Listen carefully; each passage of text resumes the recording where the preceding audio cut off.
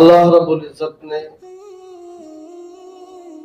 سب کے اوپر کرم فرمایا، رحم فرمایا کہ ہم کو حضرت محمد مصطفیٰ صلی اللہ علیہ وسلم کی امت کو پیدا کیا۔ اللہ تبارک و تعالی نے اس امت محمدیہ پر قدم قدم پر رحمتوں کی بارش عطا کی ہے اور ہو رہی ہے۔ ہمارے اوپر اتنے انعام و اکرام ہیں کہ ہم سے پہلی کسی بھی امت پر اتنے انعام اور احسان نہیں ہے۔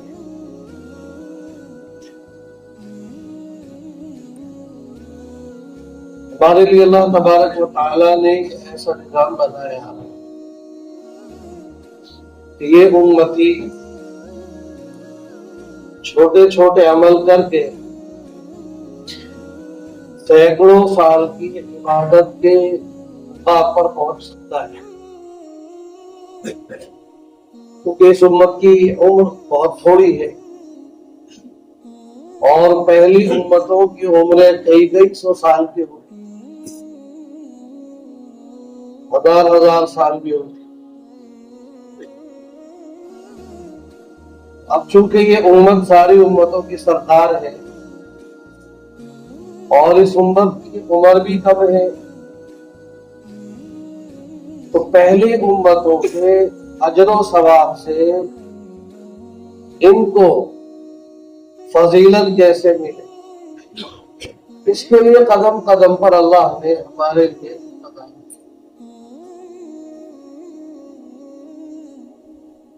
رمضان المبارک میں ایک رات ایسی رکھی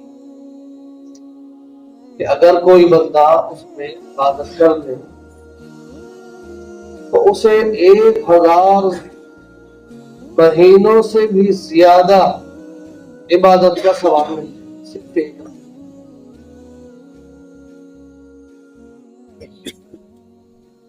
اور یہ امت اگر عرفے کا روزہ رکھ لے تو اس کے 1 سال کے گناہ معاف ہو جائے۔ یعنی ہر قدم پر اللہ نے اجر و ثواب زیادہ سے زیادہ ملے اس کے مواقع فراہم کیے۔ تو ہم چونکہ انسان ہیں، ہمارے ساتھ میں نفس ہے اور شیطان ہے، یہ 2 چیزیں ہمارے ساتھ میں نہیں۔ نفس اور شیطان یہ مل کر کے گناہوں پر ابھارتے ہیں۔ اور ایک بات یاد رکھیں کہ شیطان سے پہلا دشمن یہ نفس ہے۔ شیطان جو دشمن ہے، ورغلانے والا ہے، یہ دوسرے نمبر کا ہے۔ پہلے نمبر کا تو شیطان نہیں ہے، نفس ہے۔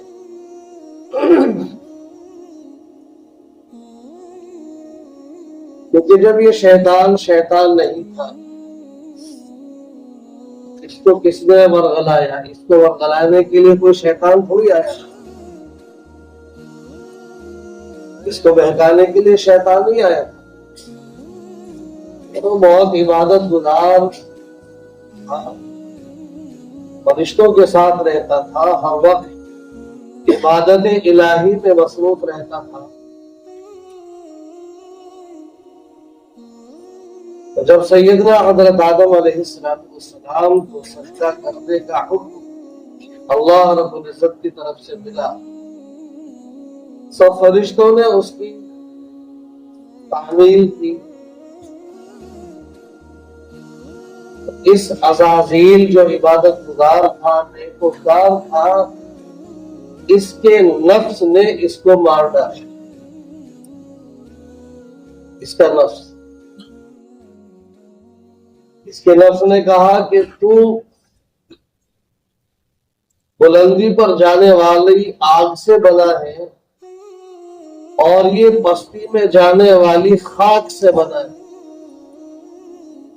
خاک کی صفت پستی میں جانا ہے اور آگ کی صفت بلندی پر پہنچنا ہے. بلندی پر پہنچنے والا اس پستی پہ جانے والے کو سجدہ کیوں کرے، اس کے آگے اپنا سر کیوں جھکائے؟ تو اس دلیل کو لا کر کے اس کے نفس نے اپنے رب کی نافرمانی کرائی، حالانکہ اس کی دلیل اس کے نفس نے بھی دی کہ میں اللہ بڑا ہے سب سے، میں اسے سجدہ کروں گا. لیکن وہ یہ بھول گیا، اس کے نفس نے یہ بھلا دیا کہ جس طرح سے اللہ بڑا ہے اسی طرح سے اللہ کا حکم بھی بڑا ہے. تو اس رب کریم کی، اس بڑے رب کے حکم کی نافرمانی کرائی اس کے نفس نے، جس کی وجہ سے یہ شیطان بنا.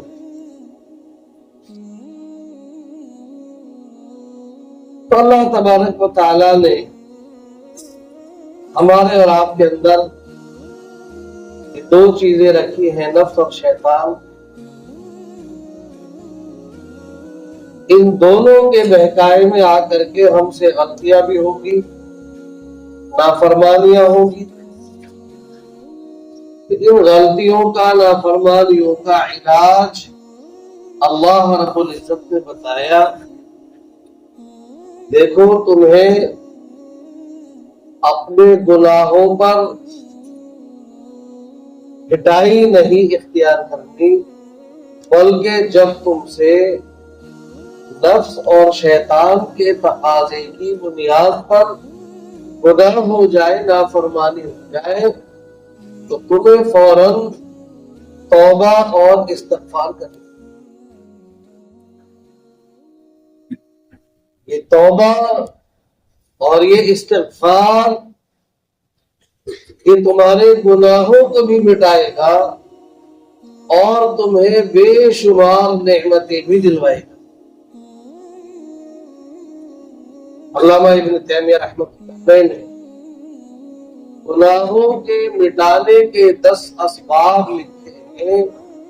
ان 10 اسباب میں یہ 2 اسباب بھی بیان کیے، ایک توبہ اور ایک استغفار.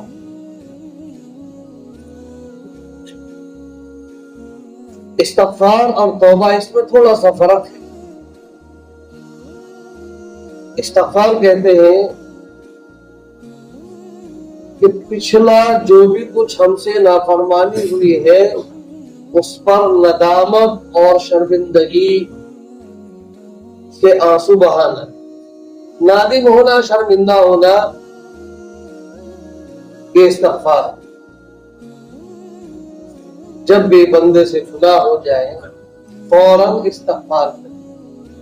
اور توبہ آئندہ نہ کرنے کا عزم کرنا، ارادہ کرنا اور پکا وعدہ کرنا.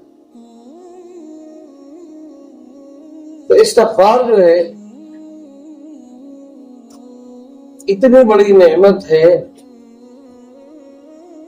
ایک مرتبہ حضرت حسن رضی اللہ عنہ تشریف فرما تھے. ایک شخص آیا اور اس نے درخواست کی کہ حضرت میں بہت زیادہ گناہگار ہوں، آپ مجھے کوئی عمل بتا دیجئے جس سے میرے گناہ معاف ہو جائے. تو آپ نے کہا کہ استغفار کرو. چلا گیا. تھوڑی دیر کے بعد دوسرا شخص آیا، حضرت بارش نہیں ہو رہی، کھیتیاں سوکھ گئی، جان اور پیاسے مر رہے ہیں، بہت برا حال ہے، دعا فرما دیجیے اللہ بارش برسا دے. کہا استغفار کرو. تیسرا آیا کہ حضرت بہت غریب ہوں، گھر میں فاقے ہیں، کچھ نہیں ہے، کوئی ایسا عمل بتا دیجئے جس سے کچھ مال آ جائے. آپ نے کہا استغفار کرو. پھر ایک شخص آیا, حضرت دعا کر دیجئے بیٹا نہیں ہے, اللہ بیٹا عطا فرما دے. تو آپ نے کہا کہ استغفار کرو.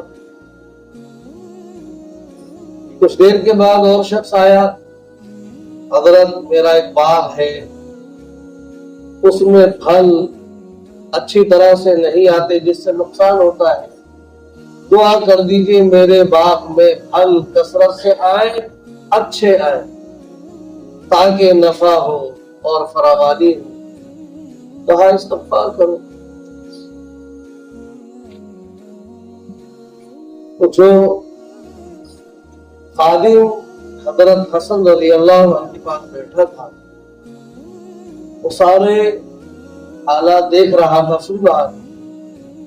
اس نے عرض کیا حضرت آپ کے پاس عجیب یہ ماسٹر چابی آ گئی ہے,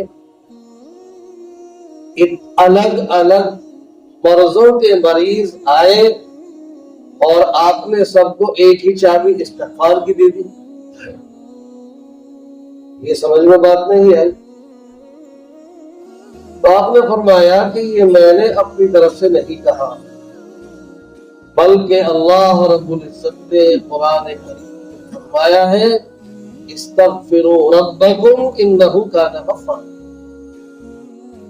کہ وہ جو آیا تھا میں بڑا گناہگار ہوں, میں مجھ سے غلطیاں ہو گئی ہیں, مجھے کوئی عمل بتا دیجیے, تو اللہ نے بتایا ہے عمل. جب تم سے کوئی غلطی ہو جائے, خطا سرزد ہو جائے, اس پر استغفار کرو, استغفروا ربکم انہ کان غفارا, تب وہ مغفرت کرنے. اس استغفار کی وجہ سے تمہاری مغفرت ہو جائے گی, اور جب تم شرمندگی کے ساتھ اپنے گناہوں پر ندامت کرتے ہوئے استغفار کرو گے اور توبہ کرو گے, تو پھر حدیث میں ہے کہ اللہ تبارک و تعالیٰ اس کو ایسا بنا دے گا جیسا کہ اس نے گناہ کیا ہی نہ. اللہ نے اس کے آگے فرمایا یرسل السماء علیکم مدرارا, استغفار کرو, اللہ تبارک و تعالیٰ بارشیں عطا فرمائے گا. یرسل السماء علیکم مدرارا, وہ بارش کی شکایت لے کے آئے, وہ مال کی شکایت لائے تھا, اللہ نے کہا استغفار کرو. وَيُمْدِدْكُمْ بِأَمْوَالٍ, اللہ تمہیں مال کے ذریعے سے تمہاری مدد کرے گا. وہ بیٹے کے لیے آیا تھا, میرا بیٹا نہیں, دعا کر دیجیے. اللہ نے قرآن میں کہا استغفروا, استغفار کرو. وَبَنِينَ, تو اللہ تعالیٰ تمہیں بیٹے عطا فرمائے. استغفار کرو. وَيَجْعَلْ لَكُمْ جَنَّاتٍ وَيَجْعَلْ لَكُمْ أَنْهَارًا, کہ اللہ تعالیٰ تمہارے باغوں میں بہترین پھل عطا کرے گا اور نہریں جاری کرے گا. کہ میں نے تو جو بھی کچھ نسخہ, جو مرض آیا قرآن میں سے نسخہ لے کر کے اس کو کیا.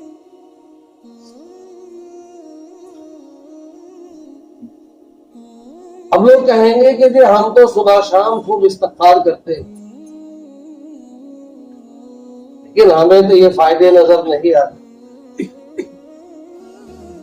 تو میرے محترم بزرگ اور دوستوں, جس طرح کے ہمارے حالات اور جس طرح کا ہم استغفار کرتے ہیں, اس استغفار پر بھی استغفار کرنے کی ضرورت ہے.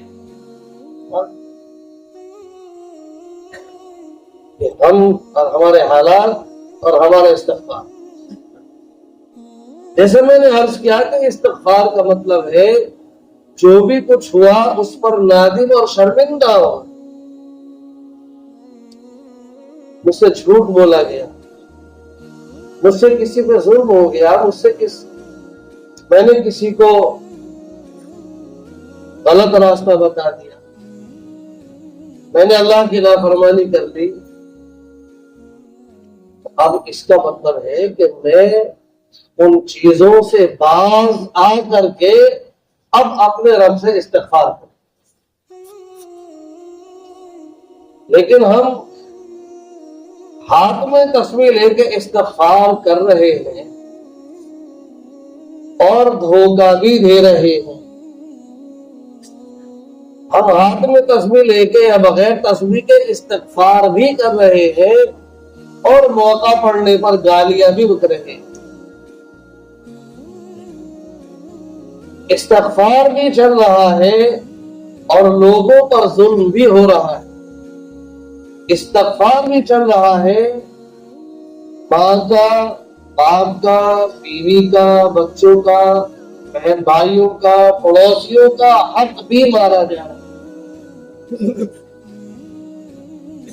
بولو ایسے استغفار پر استغفار کی ضرورت ہے کہ نہیں؟ استغفار کا مطلب ہے کہ آدمی دل سے نادم اور شرمندہ ہو اور تب کہے کہ مولا مجھ سے غلطی ہو گئی، معاف. ندامت اور شرمندگی کے ساتھ اگر ہم نے استغفار کی کثرت کی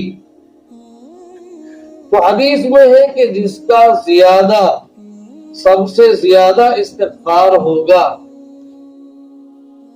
اعمال نامے میں اس کی اتنی ہی اسی قدر اس کی نیکیاں ہوں گی اور وہ نیکیاں اس کو جنت میں لے جانے والی بنے.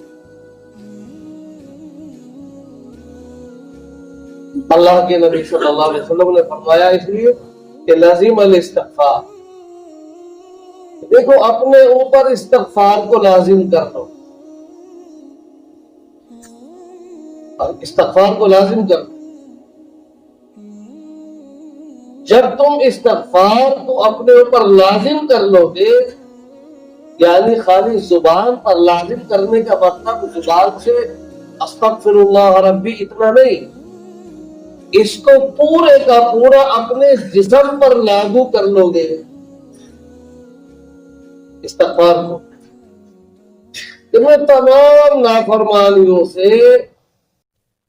اپنے آپ کو بچاتا ہوں، اس پر شرمندہ. میں تمام تر حقوق اللہ، حقوق العباد کو ادا کرنے کی کوشش کروں گا، اللہ سے وعدہ کروں. اب تک مجھ سے جتنے بھی حقوق اللہ، حقوق العباد تلف ہوئے ہیں، مارے گئے ہیں، میں ان پر استغفار بھی کرتا ہوں. اللہ کے حق میں جو کچھ مجھ سے کوتاہی ہوئی اس میں استغفار ہے، توبہ ہے، اور بندوں کے حق میں جو بھی کچھ نافرمانی اور بندوں کے جو کچھ حقوق مجھ سے غصب ہوئے ہیں ان کی ادائیگی اور ان سے معافی. کہ جب بندے تو یہ استغفار اپنے اوپر لازم کر لے اور یہ نسخہ قرآن نے بتایا ہے اور یہ نسخہ حضرت محمد مصطفیٰ صلی اللہ علیہ وسلم جو سچوں کے سچے ہیں انہوں نے بتایا. کیا فرمایا؟ استغفار کو اپنے اوپر تم لازم کر لو گے تو اس کا پہلا انعام ہوگا جعل اللہ لکم من کل مخرج، کہ اللہ تعالی تمہیں تنگیوں سے نکال دے گا. تمہارے حالات تنگ ہو گئے تو تمہیں تنگیوں سے نکال دے. لیکن میرے محترم دوستو، یہ بات میں بھی یاد رکھ لوں اور آپ بھی یاد رکھ لیں، خالی زبانی استغفار پر یہ انعام نہیں ملے گا. اس کو اچھی طرح سمجھ لیں. ہم اگر چاہتے ہیں ہماری گھریلو زندگی تنگ ہے، ہمارے کاروباری حالات اور معاملات تنگ ہیں، تو اس کے لیے استغفار نکلنے کا ایک راستہ ہے، ذریعہ ہے، وہ اس کی چابی ہے. اور وہ استغفار صرف اور صرف زبانی نہیں بلکہ عملی بھی ہونا چاہیے. حقوق اللہ اور حقوق العباد کی ادائیگی کیا ہے؟ اللہ تعالیٰ تنگیوں سے نکالے گا. اگر حقیقی استغفار کی کثرت کی وَمِن كُلِّ هَمٍّ فَرَجًا،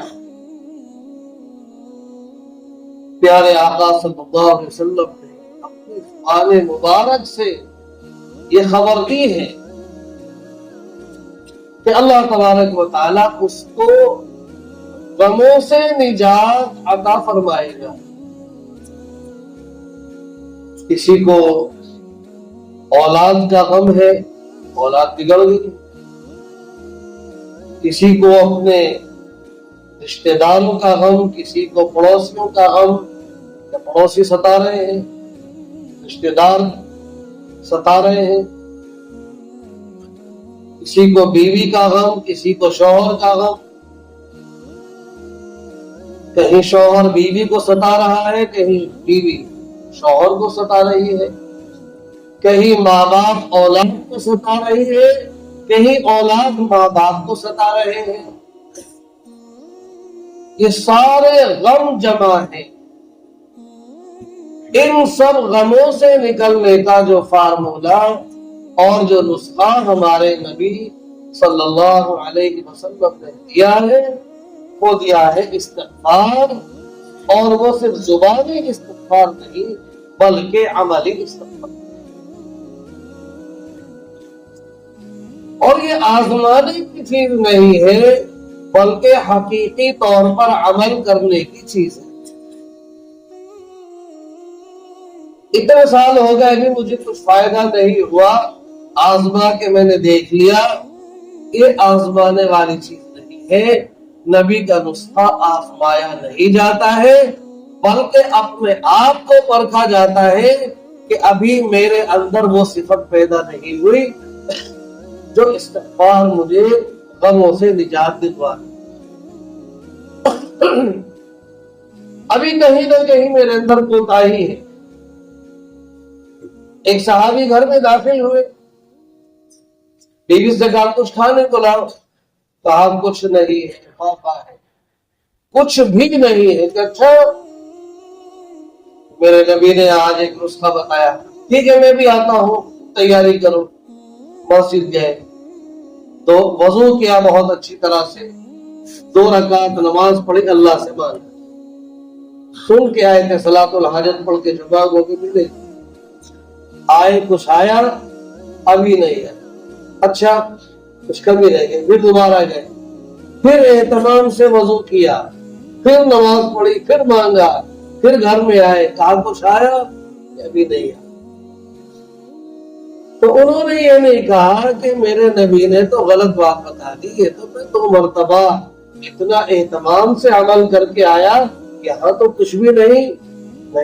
کہا کہ اچھا، میرے نبی کی بات غلط نہیں ہو سکتی، میرے عمل میں کہیں غلطی ہے، مجھ سے کوتاہی ہو رہی ہے، میں ابھی اس معیار پر نہیں پہنچ پایا۔ پھر گئے، پھر اہتمام سے وضو کیا، پھر 2 رکعت خشوع خضوع کے ساتھ پڑھی، اور پھر اللہ سے مانگا اور پوچھا کچھ آیا، کہ ہاں یہ چکی چلنے لگی، اس میں سے آٹا نکلنے لگا، اتنے برتن تو بھر گئے ہیں، اب برتن سارے ختم ہو گئے اور یہ آٹا ہے کہ رک نہیں رہا، سارے برتن بھر گئے۔